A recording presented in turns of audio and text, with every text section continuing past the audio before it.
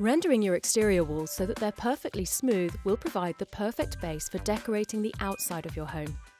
The tools and materials you'll require for this job: screed, safety goggles, hammer, stiff brush, float, bucket, sponges, water, render product, trowel, small trowel, hawk. Before you render, you need to prepare the wall by cleaning it with a stiff bristled broom. This will make sure your surface is dust-free and grease-free.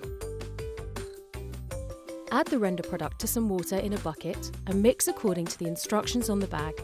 You're aiming for a toothpaste consistency for the render. You'll generally only need one coat of render, and it should be 4 to 6 millimeters thick.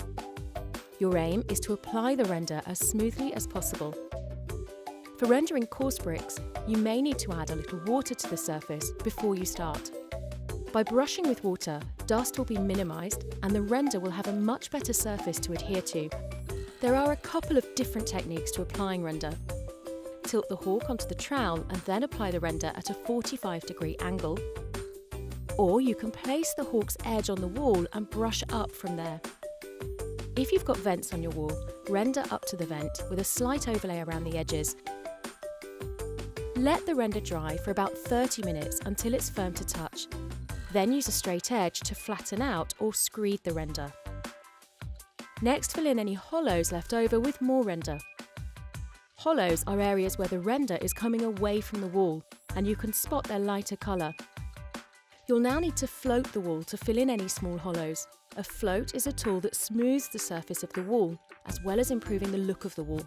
Floating will also close the surface to make it durable. You may need to add a little water as you work, depending on how dry the wall is. Now sponge the wall, which will give it a nice smooth finish. Use a damp sponge, not too wet, for the perfect job. If you need to cut around a vent, use the edge of your float to give you a straight line. Find the edge of the vent and use a small trowel to gently cut around it. Sponge off any marks for a great finish.